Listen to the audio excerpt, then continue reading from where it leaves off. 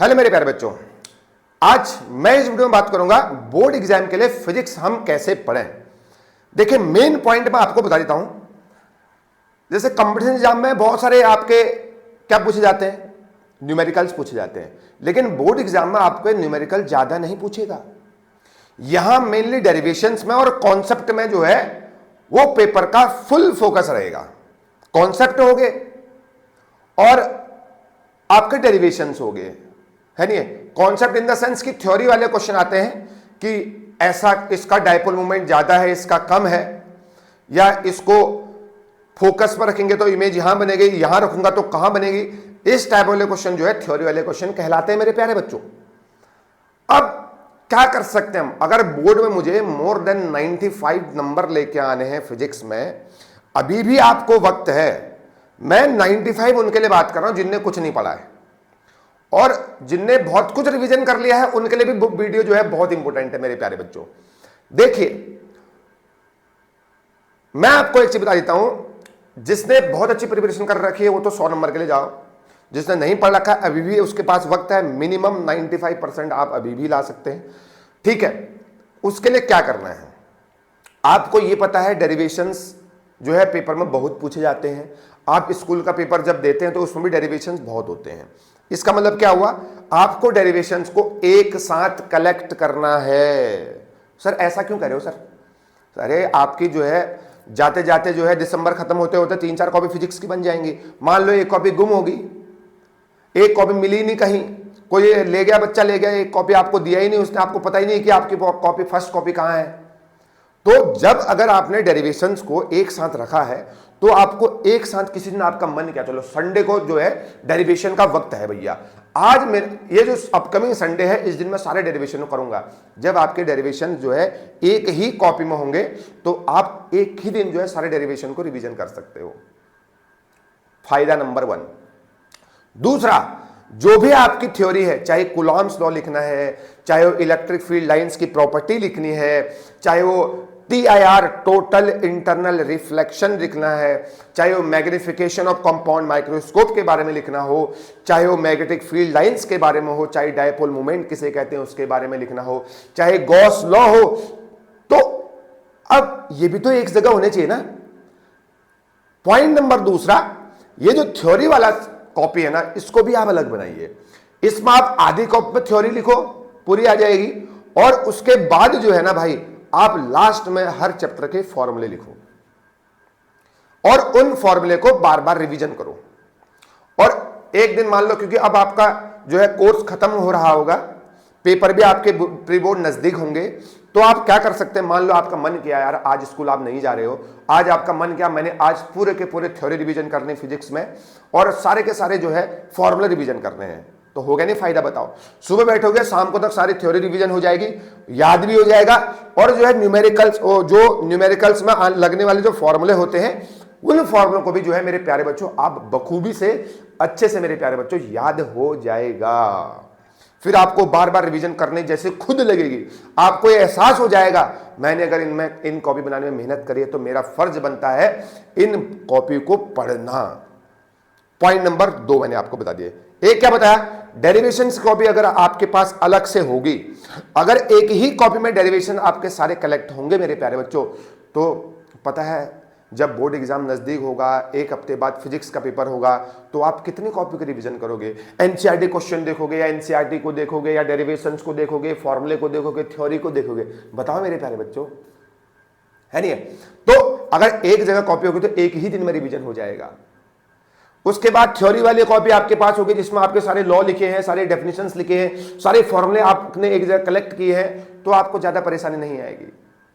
तीसरा, जितने भी आपके एनसीईआरटी के क्वेश्चंस हैं, जितने भी आपके एनसीईआरटी के क्वेश्चंस हैं जो आपको टफ लग रहे हैं, जो आपको लग रहा है यार, पता है जब हम बहुत पढ़ लेते हैं ना, उसके बाद जो क्वेश्चन हमको नहीं आता है, अब जो जिस बंदे ने पढ़ा हुआ है, ठीक ठाक पढ़ा हुआ है, उसको तो चीजें आती है ना, जो क्वेश्चन नहीं आता ये समझ लीजिए वही पेपर में आएगा। और ऐसे क्वेश्चनों को एनसीईआरटी के सभी फर्स्ट और दोनों बुक फिजिक्स की, फर्स्ट और सेकंड बुक, ऐसे क्वेश्चनों को जो है मेरे प्यारे बच्चों आप लोग एक जगह पे कलेक्ट कर सकते हैं, ताकि भविष्य में मुझे किसी और के पास जाने की जरूरत नहीं है नहीं? अब मान लीजिए भाई मुझे एक हफ्ते बाद पेपर है फिजिक्स का, आप तो घर पे बैठे हुए हो, आप सर को कॉल थोड़ी लगाओगे, सर मुझे इसका एक्सप्लेनेशन भेज दीजिए। आप सर आपको मिलेंगे नहीं, गुरुजी आपको मिलेंगे नहीं। मेरे प्यारे बच्चों समझ रहे हैं ना? ऋषिकेश के मेरे सरस्वती विद्या मंदिर के बच्चे भी इस वीडियो को देख रहे होंगे, तो मेरे प्यारे बच्चों आप भी इस वीडियो को ध्यान से सुनिए। तो अब उस वही सर ये थोड़ी बोलेगा सर ये क्वेश्चन नहीं आ रहा है मुझे, आप अभी से उसको एक जगह कलेक्ट करिए, पता है आपको, तब आपको लास्ट में किसी की मतलब आपको किसी की याद नहीं आनी चाहिए। जो भी सॉल्यूशन आपने करा है उसको एक जगह पर कलेक्ट करो, बस अगर डाउट है तो वहां पर देखो, समझ में आ जाएगा वो। तीन चीज आपको फिजिक्स में अगर नंबर लाना है तो मेरे प्यारे बच्चों ये तीन चीज करना पड़ेगा मेनली। पहला क्या हो गया, डेरिवेशन से कॉपी बनानी है, बढ़िया से अभी से बनाओ। अक्टूबर 15 तक का टाइम लो और डेरिवेशन की कॉपी में काम करो, थ्योरी वाली कॉपी में, न्यूमेरिकल वाली कॉपी में काम करो। और आपके पास जो है 15-20 दिन जो है इसमें आप थोड़ा सा मेहनत करो, अपने आप को पुश करो। जितने चैप्टर आपके स्कूल में हैं या आपके कोचिंग में हुए हैं, आप उतने ही चैप्टर के फिलहाल बनाइए, ठीक है। आपको देखो एक बार जिसमें आप लिखोगे तो उसमें भी आपको आ जाएगा। कुलाम्स लॉ पढ़ोगे, कोई जो थ्योरी पढ़ोगे उसमें लिखोगे, तब एक बार आपका रिवीजन फिर से हो जाएगा। कोई आपका फॉर्मूला है, फॉर्मूले को आपने एक जगह कलेक्ट किया, आप उसमें एक बार और लिखोगे तो आपको चीजें और ज्यादा समझ में आ जाएंगे, एक बार और रिवीजन हो जाएगा, है नहीं है?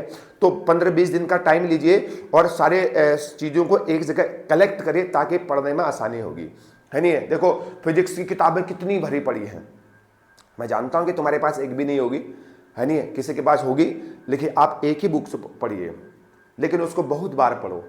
पेपर में नंबर आएंगे, बोर्ड एग्जाम में नंबर बहुत अच्छे आएंगे। मैं ये उसके लिए बता रहा हूं जो यार जिसको लग रहा है बहुत सर समस्या हो रही है नहीं? बच्चे अभी इसी कंडीशन में चल रहे हैं, मुझे पता है ना भाई, बच्चे अभी इसी मेंटलिटी के साथ चल रहे हैं, यार सर रिवीजन भी नहीं हो पा रहा है, पीछे का भी छूट गया है, आगे कैसे बढ़े समझ में नहीं आ रहा है, बीच मझधार में अटक गए हैं, ना आगे बढ़ पा रहा हूं ना पीछे बढ़ पा रहा हूं, एक ही जगह अटक गया हूं। तरीका मैंने आपको बता दिए, पेशेंस के साथ इन सारी कॉपी को कलेक्ट करिए, एक जगह नई कॉपी लो, बिल्कुल बढ़िया राइटिंग में उसमें लिखो, तो जब आपको बाद में रिवीजन करने में मजा आएगा। और एक चीज और बच गया उसके बाद, चौथा पॉइंट है मेरे प्यारे बच्चों फिजिक्स में, न्यूमेरिकल्स की प्रैक्टिस करना, है नहीं? न्यूमेरिकल्स की आप एक अलग कॉपी बनाई, मैं नहीं कह रहा हूं कि आपको बोले तो ये बढ़िया एक रफ कॉपी बनाई, उसमें रोज न्यूमेरिकल लगा हुआ, है नहीं? रोज एनसीईआरटी की तो न्यूमेरिकल की कॉपी तो आपने एक अलग से बना दी, जिसमें मैं अगर कभी एनसीईआरटी क्वेश्चन करूंगा 1 महीने बाद, तो जिसमें फंसूंगा वो वाले कॉपी देख लूंगा, उसमें मैंने सॉल्यूशन करा है नहीं? अभी फिलहाल जो है, अभी जो भी न्यूमेरिकल आपको नहीं आ रहा है, क्वेश्चन नहीं आ रहा, तो आप अपने गुरुजी लोगों से आप पूछ सकते हैं, अपने सर लोगों से आप पूछ सकते हैं, फिर आप एक जगह उसको कलेक्ट कर लो। जब आप रिवीजन करोगे तो आपको सब आपके आसपास ही सब चीजें मिलेंगी, तो आपको इसको फोन लगाना नहीं पड़ेगा, उसको लगाना नहीं पड़ेगा, टेंशन में रहने की जरूरत नहीं है, ठीक है। उसके बाद में अगला है मेरे प्यारे बच्चों, फिर उसके बाद 15, 16, 20 नंबर के न्यूमेरिकल आते हैं, उसको भी किल करना है नहीं है? अच्छा न्यूमेरिकल का कैसे करेंगे? अब बच्चों को मेनली न्यूमेरिकल में समस्या होती है, यार न्यूमेरिकल ना आप ध्यान से पढ़ते नहीं हो, जो क्वेश्चन दिया होता है उसको आप ध्यान से पढ़ते नहीं है। देखो जब आपने फॉर्मूले की कॉपी बनाई ना, वहां से फॉर्मूला याद कर लो भैया, अरे नंबर 1 तो हमें फॉर्मूला ही याद करना है। दूसरा, उस फॉर्मूले में आपको पता होना चाहिए सर, जैसे F = K Q1 Q2 by R², Coulomb's law है। अब K यहां पर इलेक्ट्रोस्टैटिक कांस्टेंट है, जिसकी वैल्यू जो है 1/4πε0 या 9 × 10⁹ होती है, और Q1 Q2 जो है चार्ज होता है, और नीचे पर डिस्टेंस है, R जो है डिस्टेंस होता है। कम से कम ये तो पता हो, तभी तो उसमें क्वेश्चन में मेंशन होगा ना भाई, 2 कूलाम चार्ज है Q1 Q2, है नहीं? तो अगर फॉर्मूले में पता है आपको क्या चीज है, क्वेश्चन में अगर गिवन, अब बच्चों को ये पता नहीं चलता कि क्वेश्चन में क्या दिया है, ध्यान से पढ़ो उसको। अब इतने समझदार तो है ना भाई, उसमें क्या चीजें लिखी हुई हैं, उसको गिवन डेटा जो है, जो आपको दिया है उसको नीचे लिखिए आप। उसके बाद क्या करो, जहां पर आपने गिवन डेटा लिखा है वहीं पर उसको एसआई यूनिट में कन्वर्ट करना बहुत जरूरी है। क्वेश्चन गलत आ जाएगा। आज तक बच्चे मुझे ये पूछते हैं सर इसको क्या एसआई यूनिट में कन्वर्ट करना है। मान लो चार्ज माइक्रो कूलाम में दिया है या कैपेसिटेंस माइक्रो फैरेड में दिया है, बच्चे पूछते हैं सर इसको फैरेड में बदलें क्या। अब अक्टूबर स्टार्ट होने वाला है, आज भी तुम्हें पूछ रहे हो सर क्या इसको एसआई यूनिट में कन्वर्ट करना है, बिल्कुल करना है भाई। अब मत पूछना किसी से, हर जो चीज आपको दे रखी है उसको आप एसआई यूनिट में बदलिए। वहीं पे जहां पर गिवन लिख रहे हैं ना आप, है नहीं, वहीं पर लिखो, 1 नंबर मिल जाता है।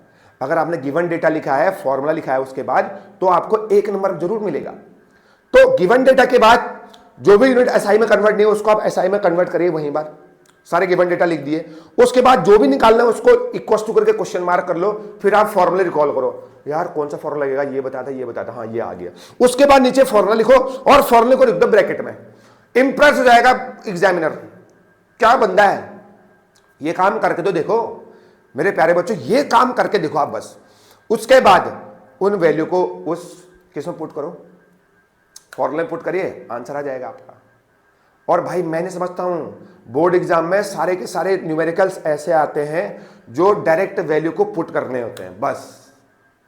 इसका मतलब ये नहीं कि आप जो है लास्ट के जनवरी लास्ट में प्रैक्टिस करोगे, अभी से प्रैक्टिस करो तब आपके नंबर बहुत अच्छे आएंगे।